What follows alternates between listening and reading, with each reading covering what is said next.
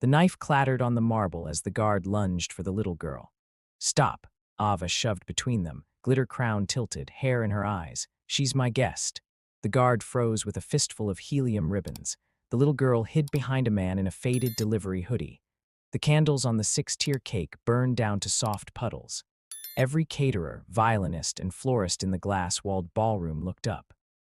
The sign behind the cake read Happy 16, AVA in gold, and through the entrance doors a new sound rolled in: heels, a camera flash, a voice that carried. "What is this?" Her father had arrived. Minutes earlier she had been alone. The plan had been loud: a rooftop ballroom, a DJ, a drone that would fly in with a glittering number 16. The guest list had been 4 screens long, curated by her father's assistant. "Influencers, heirs, people who understand your world," her father had said. Her phone said something different. "Sorry, babe, can't make it. My mom saw the news. Grounded. So sorry, raincheck, can't come. Strict parental ban. Love you, though." She watched the dots appear, then vanish. The group chat went silent. 20 minutes past start time and no one had walked through the doors. Staff held trays, blinking. The violinist kept looping the warm-up piece. Her father's assistant texted, "Running late with Mr. Vale. He's wrapping an earnings call. He's proud of you. Start without him." She looked at the cake. The bakery had crafted edible peonies, satin smooth. 16 candles waited in 2 rows. She reached for a lighter and pulled back. It felt wrong to light them for herself. A server brought her a soda and tried to smile. "Do you want us to?" "I'll wait," Ava said. Her voice sounded like it did when she answered reporters outside the school gates. Quiet even, manageable. Then the service door cracked open. A man stepped in. He scanned the room with a careful pause, like someone measuring the temperature in a pool. He held a package under his arm. Beside him, a little girl with bright sneakers clutched a paper bag. She took in the empty tables, the bottle wall, the giant cake. The man started to back out. The little girl tugged his sleeve. "Daddy," she whispered, "it's her birthday." He tried to smile at Ava. "Sorry, delivery, wrong door." He lifted the package, the company logo on the sticker smudged with city grime. Ava noticed the way his daughter stared at the cake like it was a planet. The paper bag crinkled. It had a hand-drawn rainbow and the words for the birthday girl. Ava spoke before the guard could move. "What's in the bag?" The little girl flushed. "Cupcakes, we made them. My daddy says our oven is opinionated so they look funny but they taste good." The man's ears colored. "We were delivering balloons to the ballroom 2 floors down. It's a senior center gala. She always wants to bring cupcakes to people throwing parties." "But I know this is," he gestured at the ice sculpture in the corner. "Very not us." The room was too polished for them. The staff knew it. Everyone waited for Ava to be a Vale. Instead, she pointed at the cake. "It's just me." His eyes flicked to the empty tables. He understood. He crouched to his daughter's level. "Lily, this is a private party." The girl held up the bag, hands shaking with hope. "We made sprinkles out of candy canes." "Because they're free." She looked at the cake again. "This one has sprinkles too." A laugh snagged in Ava's throat. It wasn't funny, it hurt. She looked at the tray of flutes no one had touched. She looked at the staff pretending not to watch. The emptiness sat like a dare. She walked to them. "Can we try one?" The man blinked. "You don't have to, I want to," Ava said. She dropped to the little girl's height. "What's your name?" "Lily." "Ava," she said, though she knew her face was on billboards at street level. She nodded toward the banquet table. "We have 10,000 forks and 0 people. Help me fix that." The man shifted his weight, caught between rules and his daughter. He glanced toward the guard. The guard opened his mouth to object. Ava didn't let him. "She's my guest." The little girl lit up. She set the bag on the nearest table and tugged the crumpled foil back. The cupcakes leaned sideways. One was missing a corner. "Sorry, I tested it," she said, solemn. Ava laughed. "It came out real." "Me too," she said, breaking off a bit of cake peony. Sugar exploded on her tongue. "We can taste test together." They sat. Ava folded her dress under her and ripped a napkin into confetti. The little girl copied her with a level of focus usually reserved for tying shoes. The man hovered. He put the balloon package on a chair and kept his hands visible. "I'm Daniel," he said. "We can stay for 5 minutes." "We don't want to interrupt." "You're not," Ava said. "You saved my party." He looked like he wanted to argue. Then he caught the way her hands trembled when she picked up a cupcake, almost like she was bracing herself for someone to snatch it away. He took the seat across from her. The security guard moved in. Daniel lifted his palms. "We'll be ghosts in a minute, I promise." The little girl beamed at the towering cake. "My mom used to make cakes," she said, words tumbling. She liked yellow sprinkles. That's why these look like this. Daddy says her sprinkles were better. Daniel's jaw flexed. She was an artist, he said. He stopped. He straightened a fork. Ava nodded. She knew the tone. People used the same one when they mentioned her mother in past tense. What would she think of this cake? She asked instead. His smile was soft and far away. She'd say the peonies mean someone cared about details, and that you need more real candles. These are too fancy to drip wax. Ava snorted. She's right. She reached for the lighter again. Help me. You sure?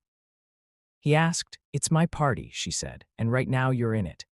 He held the lighter while Lily counted. They lit 4, then 6, then the whole row. The flicker washed Ava's face in warm gold. A server swallowed and looked away. One of the violinists, unable to stand it, quietly eased into happy birthday. Ava's phone buzzed again on the table. A final text slid up from a blocked number. Your dad called my mom. We can't be friends anymore. She turned the phone face down. She didn't need to be told why. A headline hummed on every TV in the city. Vale Dynamics under fire after inhaler recall reports. Might be linked to adverse events. Her father's jaw had been on screens all day. Calm, firm, dismissing exaggerated narratives and isolated incidents. Ava pressed her thumbnail into a line on the table until it went white. Daniel watched her. He wasn't stupid. He noticed the camera crew hovering at the exit with a bored production assistant, waiting to capture the father's entrance. He noticed the empty ghost of a guest list in the seating chart. He leaned forward. We could sing, he said, like it was a small rebellion. Lily grabbed her father's sleeve. Ask her, she whispered. Daniel smiled at his daughter, then at Ava. Can we celebrate with you? Ava breathed out. The corners of her mouth turned up like a ship catching wind. Please. They sang. Ava cut a slice of cake. The sugar collapsed under the knife. Lily clapped for every crumb like it was fireworks. Daniel tried the smallest bite, eyes wide at the taste, as if someone had pushed sunlight into flour. A server couldn't help it. She set down her tray and joined in the clapping. A florist laughed. People from the periphery began to lean in, a hush loosening. Then Richard Vale walked in with 2 senior VPs and a lighting specialist and saw 3 things at once: his daughter with her crown crooked, 2 strangers at her table, and a live camera crew raising their lenses for a wide shot. What is this? His voice cut the music in half. He didn't shout. He didn't need to. The room reassembled itself around him. VPs peeled to the sides. The guard moved toward Daniel. Sir, Daniel said, standing. He put his body between Lily and the guard, not aggressive, simply firm. Richard's eyes went flat as a phone screen. Get them out. Dad. Ava's chair scraped the floor. They're my guests. This is a private event. Richard didn't look at her. He watched the camera angle like he was checking a chart. There are optics to consider. Say it, Ava said. Say you're embarrassed of them. His jaw ticked. Not now. The guard's hand brushed Lily's sleeve. That was when the knife clattered and Ava stepped in. Touch her and you answer to me. It hung there. A 16-year-old straight-backed, staring down a man hired to be taller than any problem. The violinist stopped playing. The silence threw everything into sharper relief. The hiss of chafing dishes, a balloon going soft in the corner, Lily's small breath pressed against Daniel's arm. Richard exhaled through his nose. He adjusted his cufflinks. Ava, come here. She didn't move. They stay or you go. The laugh that escaped a VP died in his chest when Richard didn't join him. Richard's eyes finally raked over Daniel. He stopped. Recognition slid in. He whispered something to the VP on his left. The man's face shifted. You, Richard said to Daniel, you work for us. Daniel met his gaze. Worked. Get him out, Richard said to security, faster now. That man is the one who, Daniel's voice cut clean, the one who asked you not to ship the last batch. Richard's hands clasped. This is not the time. It's exactly the time, Ava said. It wasn't a shout. It was colder than that. She looked at the nearest cameraman. The red light on top wasn't on yet. The camera was waiting for the entrance shot. The PR team would edit out this scene later. She lifted her phone. Her thumb hovered. Don't, Richard said without turning his head. Do not make a spectacle. She met his eyes. You did. Daniel shook his head once, weary. He put a hand to Lily's hair. We'll go. Lily tugged his sleeve hard. Daddy. We're not here to make trouble, he said to Ava. We just wanted to give you cupcakes. We'll be on our way. Wait, Ava said. Is it true? Her voice cracked. Did my friends not come because of something Dad did at work? Richard's jaw hardened. People overreact. Daniel didn't look at her father. He looked only at Ava. My wife had asthma. The old inhalers helped. The new ones worked for some and didn't for others. We saw patterns, we asked for pause. We were told the data was inconclusive. His hands were steady by force. I pushed too hard, I got downsized. An assistant had moved closer, ready to interrupt. Richard nodded once at the guard again. Dad, Ava said, he has a child with him, look at her. I am looking at my company being hijacked, Richard said. He's using you for a platform. Daniel's mouth tightened. I'm not using anyone. She was alone on her birthday. Ava's throat burned. The room watched her decide who to become. She hit live. The screen jumped. Hearts began to float up the side like tiny helium balloons. Her face filled the frame for a second, then she flipped the camera. It showed the cake and the empty chairs and the two guests in the middle of a room built for 100. Richard's hand twitched. He could take the phone, but he was camera smart. He settled for colder words. Ava, enough. She told the camera like she was narrating a simple fact. This is my birthday. This is Lily. That's her dad, Daniel. They brought me cupcakes when nobody came. Lily waved the way little kids wave, with all fingers and hope. Comments spiked. OMG, is that Vale? No way. Where are her friends? Who's the guy? Is this live? Daniel looked ill. He had not come for this. He shifted to block his daughter's face, but Ava kept it aimed wide, not tight, not exploitative, just honest. She turned to Richard. Dad, what did he mean about the batch? Richard watched the red light on the crew's camera come alive. The crew, sensing a pivot, had started rolling. The PR specialist mouthed something at him, control the frame. Richard squared his shoulders to the room. Our devices save lives. We are managing an outlier issue. And this man, this ex-employee, tried to sabotage a launch to embarrass the company. Daniel's jaw moved once and set. I wrote to you 8 times. I brought the defective valves into the lab. I filmed the failure rate. Exaggerations, Richard said. Do you want to see? Daniel asked. He reached behind him to pick up the package he had come to deliver. He pulled out a manila folder he'd tucked under it, edges worn soft from being handled. He took out a printout of an email, the Vale logo at the top. He didn't lift it like a weapon. He held it like something as heavy and gentle. This is my last message to the safety board before they let me go. Richard didn't reach for it. A VP did. The vice president skimmed, flipped, skimmed again. His face went 2 shades lighter. Richard tried to snatch the papers. The VP did not surrender them. Ava moved closer. She read over the VP's shoulder. The words were dry and exact. Failure rates, test conditions, patient reports, phrases like risk not acceptable and request immediate pause. Her stomach turned. Her mother's face ghosted across her memory, not from this, from something else from years ago. She had died when Ava was 10, not from an inhaler, from a car she never saw coming at a corner her father's driver always avoided now. Another collision, different, and yet the taste of it was the same. Richard spoke into the lens like he was in a shareholders' meeting. We take all concerns seriously. Then take him seriously now, Ava said. Silence gathered like a tide. The guard looked at Richard for a cue. Richard gave none. He was calculating. Cameras, legal, daughter, the weight of a narrative he could not sculpt. Lily whispered, are we in trouble? Daniel crouched so they were eye to eye. You're never in trouble for being kind, he said. The words were simple and solid. He looked like a man who had said them before and needed to believe them too. Ava heard it and something aligned inside her. She turned away from the lens. Open the doors, she said to the staff, voice steady. To who? The guard asked. To whoever wants cake, she said. She nodded at the server who had clapped first. Invite the senior center from downstairs. Invite the kitchen staff. Invite the violinist's brother if he wants. The guard hesitated. Miss Vale, the contract is in my name, she said. I decide who's invited. Downstairs, a coordinator poked her head up the stairwell like a prairie dog. The rumor spread. A birthday with extra cake. The seniors laughed in disbelief and then in delight. Someone pressed a button for the elevator. Chairs with tennis balls on their legs rolled toward the doors. The PR specialist gaped. He made a phone call that had too many syllables. The crew kept filming. Hearts drowned the live chat. A commenter wrote, this is what it should be. Another wrote, girl is braver than every board member. Ava handed Lily the knife. Help me with the first slice. They cut together. The cake leaned. The first plate went to Lily. The second went to Daniel. The third Ava carried to the guard who had almost grabbed a child. He looked at the plate like it might explode. He took it with both hands. The elevators opened. A wave of perfume and wool cardigans and soft shoes swept in.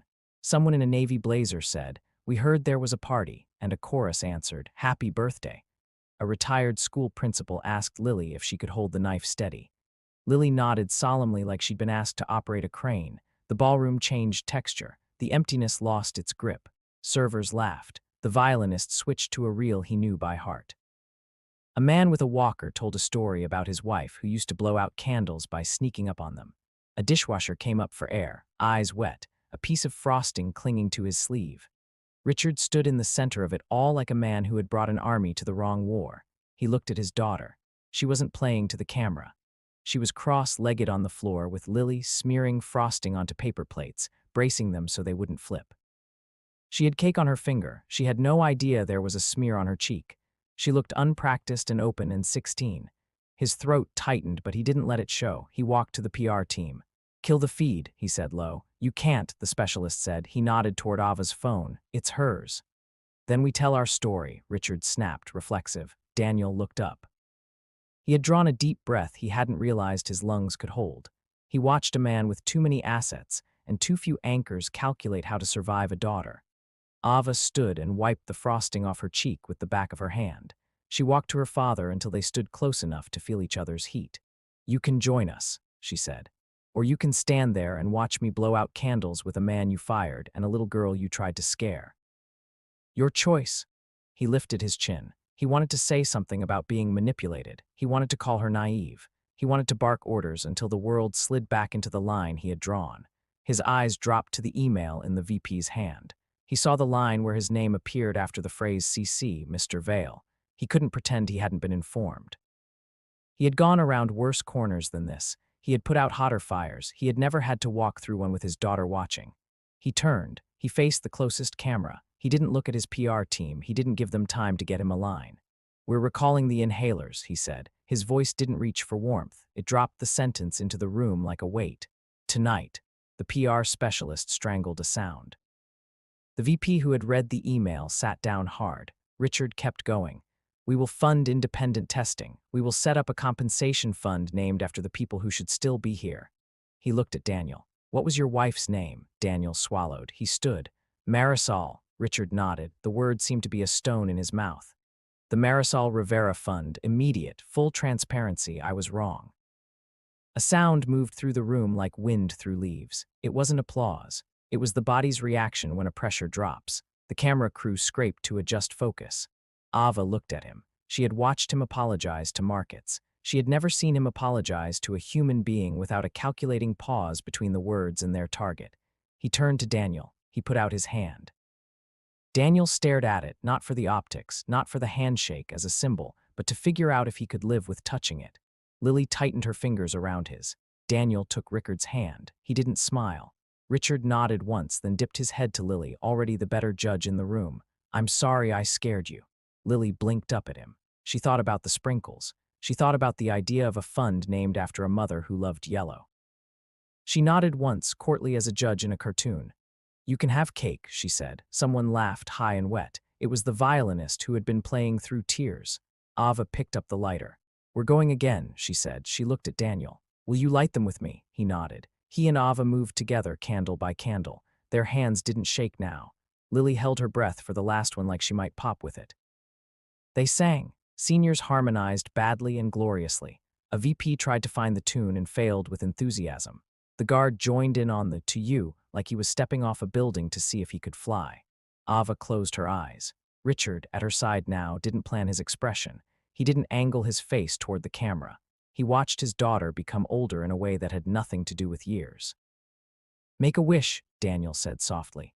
Ava opened her eyes. She looked at her father. He looked back, unguarded and new. She thought about wishing for a different last name, for a different world, for a redo of every day after her mother died. But a wish is a contract with yourself. Somewhere between Lily's wide stare and Daniel's steady gaze and her father's awkward stillness, the wish that mattered clicked into place. She blew. Wax smoke curled. Cheers broke. Lily clapped like she had discovered clapping. Ava laughed through tears that didn't embarrass her. Richard looked at his watch because he always did. Then he took it off and set it on the table. He picked up a plate. He cut a slice of cake that was too large and handed it to a man in a cardigan with elbows worn smooth. The man nodded thanks like someone who had taught kids to say please for 30 years. Ava wiped her eyes and leaned down to Lily. "Do the candy cane sprinkles have a recipe?" "It's mostly hitting candy canes with a hammer," Lily said gravely. "Then not eating them all." Ava grinned. Sounds like a team sport. Lily dug into her paper bag and pulled out a crumpled napkin with pink edges. She unfolded it carefully. Inside was a cutout heart with yellow marker swirls. She held it out. For you. Ava took it like it might crack. For me. Mom used to make hearts for our neighbors, Lily said. She said you never lose anything by giving it away. Daniel looked at the ceiling like it might offer him help holding his face together. It didn't. He wiped his eyes with the back of his hand. Ava slid the heart under the base of the cake where the gold cardboard showed. She's in the picture now, she said, simple. She pressed her fingertips into the table to ground herself. Do you want to see my mom? She asked Lily. She's not here, but she's here. She tapped her chest. It was not dramatic. It was the truth kids understand before adults forget it. Lily tapped her own chest, then pointed at the cake. Also here, in the sprinkles. Richard, hearing that, looked away. His throat closed around too many unsaid things. He cleared it and failed to pretend it was about the cake. A space opened in the crowd. People made room the way they do when something tender is happening and they want to protect it without touching it. Richard moved into it. He looked at the man he had called a saboteur on camera. We need someone to lead safety. Someone who will tell me no, he said, the words like unfamiliar machines in his mouth. If you want it, Daniel nearly laughed. He choked it into a breath. You're offering me a job at your daughter's birthday party. I'm offering you a seat at the table where decisions are made, Richard said. He glanced at Ava, where she can see me listen. Daniel glanced at Lily. She looked up at him with frosting on her nose and hope like a sunrise. He didn't say yes, he didn't say no. We'll talk, he said, each word careful. Tomorrow, in a room with no cameras. Richard nodded. Tomorrow. A server set fresh plates in front of them. Ava pushed one toward Richard without looking at the cameras, without playing at reconciliation for millions of eyes. Dad, she said. He looked up. Her voice was not unforgiving. Stay, but sit. He sat. For a while, the room forgot the cameras and the feeds and the headline crawls. They remembered hands to plate, bite to mouth, song to throat. A man from the senior center told Ava she would be okay. A dishwasher leaned an elbow on the table and told Lily that he once made sprinkles from crushed butterscotch and he could teach her. The guard asked Daniel where to find an opinionated oven. At some point, the PR specialist put his phone down and took a piece of cake, too. Later, when the crowd thinned and the candles were just softened wax hills and the cake was a map of missing pieces, Ava cleaned the frosting off the knife and set it with care back on its linen. Lily yawned the way kids do, all jaw and apology. We should get you home, Daniel murmured. Lily hugged Ava like she'd known her for years. Happy birthday, she said into the glitter crown. Thank you for coming, Ava said. The words were standard. The tone made them architecture. Richard stood with his hands in his pockets. He looked at Daniel. Tomorrow, he said again. He didn't reach for a handshake this time. He let the word do the work. Daniel nodded. He picked up the empty cupcake bag. He adjusted Lily's backpack. He paused. For what it's worth, he said to Richard, you did the right thing today. I was late, Richard said. You were on time for this, Daniel said. He tipped his head toward Ava. He meant the candles. He meant the choice. They walked to the door. The guard, who had nearly grabbed a child and then sung to you loud enough to startle himself, held it open. Happy birthday, he told Ava, eyes soft. Ava tucked the yellow swirled heart deeper under the cake's base. She looked at her father, who had taken off his watch. She looked at the room, which had been a stage and was now just a place where something honest had happened. Do you want to help me carry leftovers to the kitchen? She asked. Richard blinked.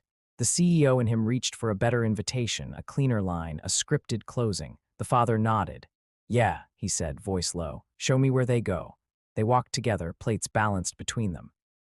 Outside, the city kept streaming by. Inside, the balloons went soft and the lights came down. The video kept moving across phones with the volume low and the comments fast. But that wasn't the part that mattered. In the kitchen, the head dishwasher showed Ava how to stack the plates so they wouldn't slide. Richard listened and learned. Lily's candy cane sprinkles stuck to the cuffs of his suit.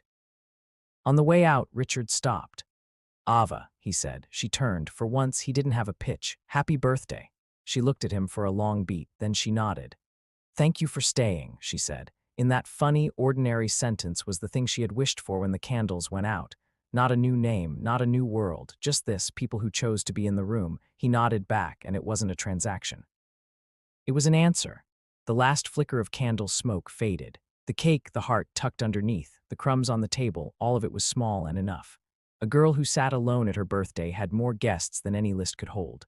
A man who had lost too much carried his daughter into an elevator that smelled like frosting and new chances. And a father who missed most things hadn't missed this. Not tonight.